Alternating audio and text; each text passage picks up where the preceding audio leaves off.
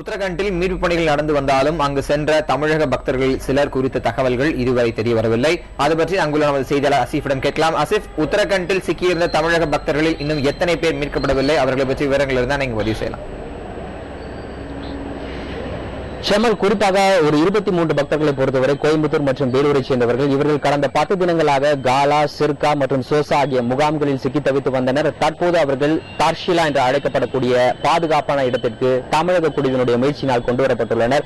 இன்னும் சிறிது நேரத்தில் அவர்கள் அங்கிருந்து மற்றொரு பகுதிக்கு கொண்டு வரப்படுவார்கள் என்றும் அங்கிருந்து அவர்கள் டெல்லிக்கு அனுப்பி வைக்கப்படுவார்கள் என்று கூறப்படுகிறது.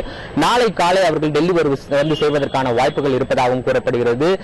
இந்த நேரத்தில் விழுப்புரம் மாவட்டத்தைச் சேர்ந்த அந்த 10 பேரை தொடர்பு எடுக்கும் முயற்சியில் தமிழக குழு தொடர்ந்து ஈடுபட்டு வருகிறது. குறிப்பாக அனைத்து ராணுவ முகாம்களையும் தொடர்பு கொண்டு அங்கு தங்க வைக்கப்பட்டிருக்கின்ற மக்கள் குறித்த விவரங்களை கேட்டறிகின்றது.